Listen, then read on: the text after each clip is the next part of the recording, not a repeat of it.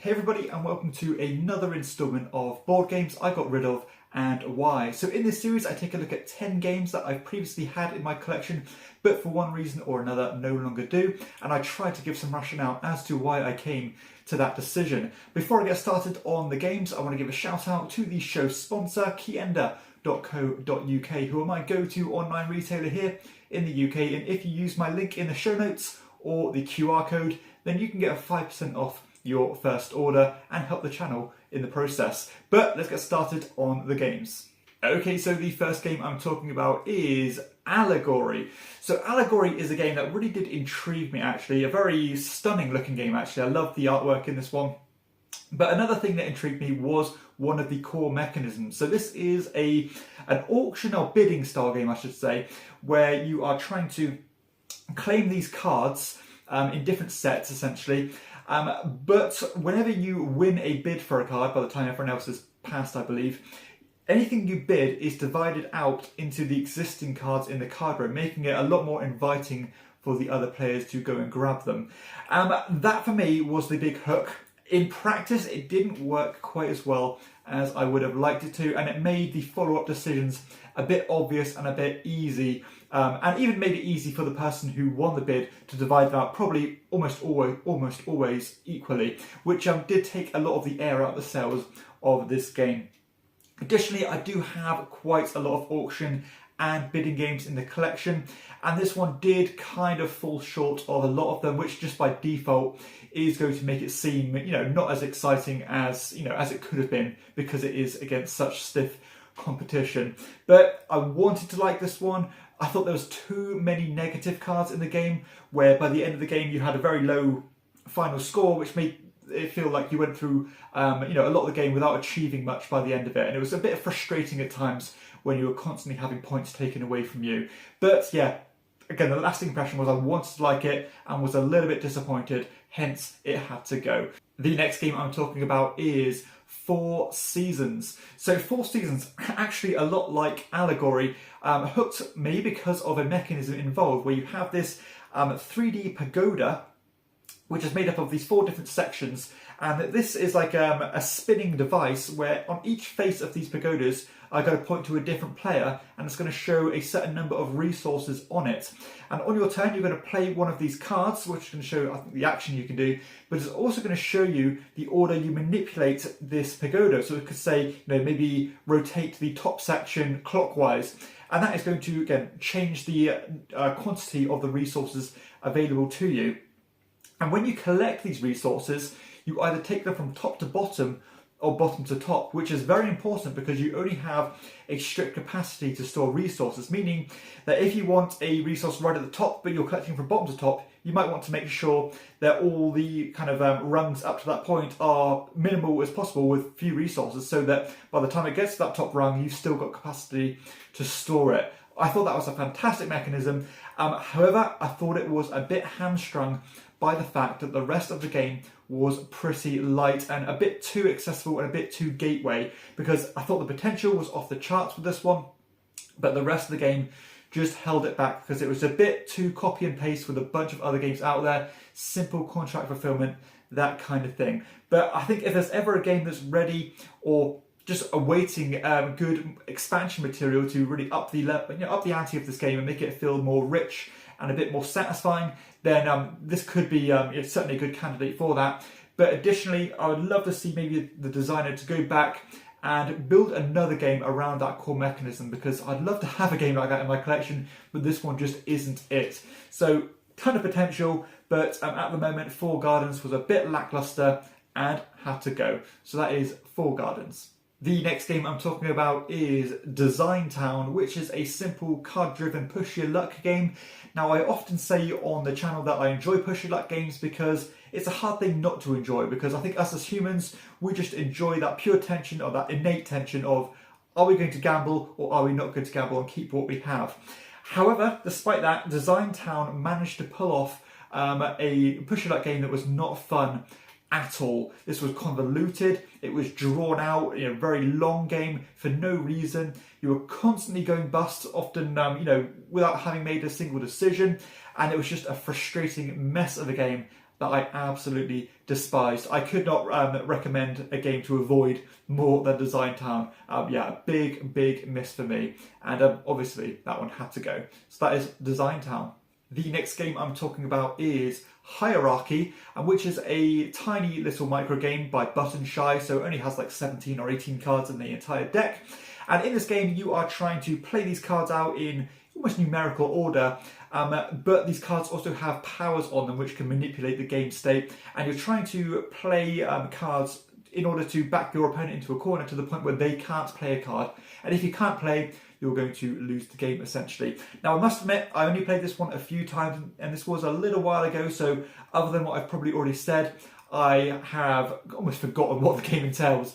But for that reason, I suppose it almost speaks for itself, where I thought the game was somewhat forgettable. I wasn't really drawn back to play it that much more, but I remember it being at least a quality design that I think if you have, again, 2 players or so who are going to get really invested and learn all those cards back to back, then this is one of those games where you can certainly start to unravel some of the layers and nuances on how to play these cards most efficiently and how to manage your hand of cards. So yeah, I remember liking it, but I wasn't blown away, and the fact that I have forgotten so much about it speaks for itself. So that is Hierarchy. The next game I'm talking about is Oriflamme, which is almost like a bluffing and trapping style game as you're playing out these character cards with all different abilities on them and trying to eliminate people, trying to score points in different ways, a bunch of different roles and things that you're trying to score the most from. Now, much like Hierarchy, I am tending to lean away from games where every single card does a different ability. I find it a hard thing to process in my mind at times, and often I'm not willing to put in the effort to remember what each card does. Now, despite that, another one with Oriflamme, I thought the game worked well for what it was trying to be. It had some cool bluffing tools, as you could play things face up or face down, and if people attack your face down cards, you could potentially lose them. But you have things such as like ambushes. If people attack you, you can lead them to thinking they're attacking something, where when they attack it, they end up getting killed themselves. And you're attacking cards up and down this column or row system, and it worked well. And I must admit, this had some of the best artwork that I've ever seen in my life. I love the art style of this one, just beautiful to look at, very atmospheric. But ultimately, I think that the style of gameplay isn't quite for me nowadays. I would play this one if asked, because again, it has some qualities, that's for sure, and has some upside. But yeah, nothing I'm really going to request to play. And this was my brother's game, and he's a big fan of this game, but he said the online digital implementation of it is better than the physical card game. So I'll take his word at that. Not really something I've dived deep into. But yeah, I know there are fans of this game, but maybe the online version is better. Who knows? So that is Oriflamme. The next game I'm talking about is going to be a controversial one, because this is a very popular game. This is The Crew, The Quest for Planet 9. So this is a game that blew up a few years ago. It's a cooperative trick-taking game, and I suppose this is almost like the first game of that genre, or of that hybrid, I suppose. And in this game, of course, you are working together to resolve these tricks in a particular order, and you're going to play through a whole bunch of scenarios, each getting more complex and more difficult than the last. So you have a ton of replayability here, and I have to say, objectively, this game is so clever. It's very meticulously designed, and if you like trick-taking and you like co-op gameplay, you're going to love it. Simple as that. However, me personally, I've never enjoyed trick-taking. I don't get any enjoyment or satisfaction from them. There's just a part of my brain that's missing when it comes to getting anything from trick-taking games. So therefore, inevitably, I'm not going to enjoy a game like this. And while still sitting back and appreciating how it's put together, it's just nothing I'm going to request to play. And when I do play it, I can sit back and think, this is clever, but I'm not getting any enjoyment from it. So therefore, it had to go. That is The Crew. The next game is Monstrosity. So this game actually is a very cool concept. It's a party game, as one person is going to look at this card, which is going to have a very wild and wacky alien drawn on it. And you're trying to remember all the features of this alien as detailed as possible, and then flip it down and then try to recollect or re-explain what that alien looks like, almost as if you're providing a description to the police. And all the other players are going to draw that picture based on the description, and whoever most accurately depicts that alien is going to is going to score the point. Essentially, it's one of those games where you're never going to calculate the scoring. It's just a fun activity and a simple activity to play. Now, I have to say that when playing this with purely adults, I think it's a little bit too easy because it's not that difficult to remember these aliens. And I found in my experiences, and we have played them quite a few times, that everyone's images look almost identical and they pretty much perfectly drawn the monster or alien. So for that reason, it was always came down to artistic skill, and when it comes down to artistic skill and innate abilities, it's not going to be as enjoyable. So if I'm going to play a drawing party game, there are others I'd lean towards, always the classic telestrations. This one just fell a little bit short of the mark, and I know there are house rules you can play to make it more difficult, but still I'd rather just play something a bit more pure like telestrations. But that being said, I thought this was a good game. I had some fun with it, but wasn't quite a keeper. The next game is Love Letter. So Love Letter is another game that was massively popular 5-6 years ago. Another micro game as you're using these abilities to try and eliminate players or be the last man standing with the highest card in order to collect a point, essentially. It's going to be a race to a certain amount of points. And I like the way that some of these cards interact with each other. There's some good mind games and things, and actually quite a nice meta game builds up if you keep playing with the same players. Now, if there was ever an example of a game that I've just played to death, it must have played this one over 100 times. I'm just completely worn out on this game. I don't feel the need to go back and play it anymore, and we've had more than our money's worth from it. I can certainly see why people like it. I did like it for a long period of time, and it's certainly a quality micro game. But yeah, once you've played a game that many times, there's just nothing else to explore, and I just found myself by the end of the plays, I was just going through the motions, doing the same thing over and over again, and not making any key decisions. So that's why it was time to move on from Love Letter.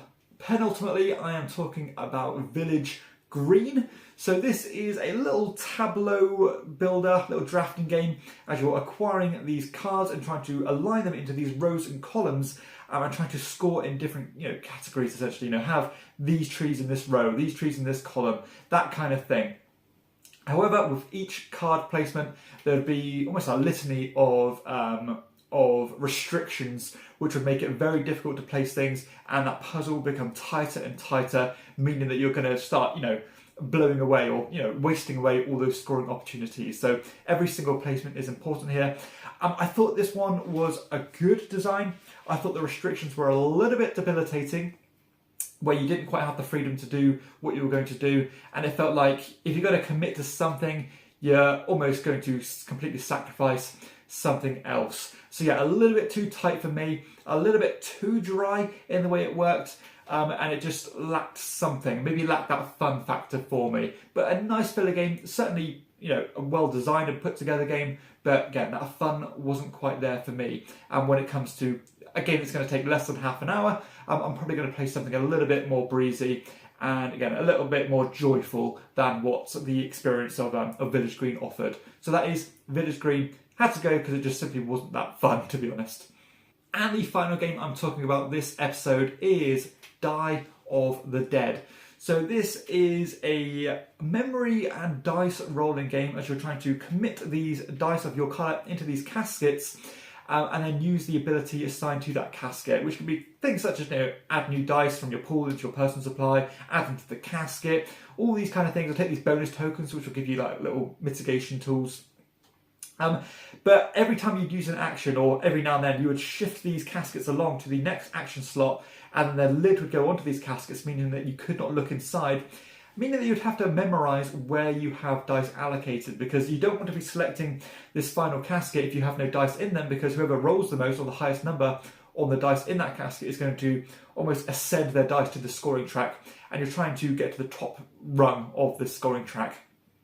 And that was kind of where the fun was for me, remembering where you allocated the dice, because often people would select these caskets thinking they had loads of dice in there, and they'd have none, and then you'd forget where your dice were, etc. So that was the fun part. I thought decision-wise there was almost nothing here, and it was very formulaic. It was almost like a production line, a conveyor belt of action that you just keep rinsing and repeating.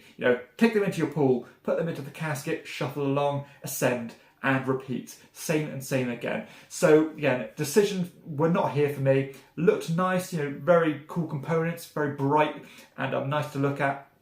But yeah, the gameplay was certainly lacking.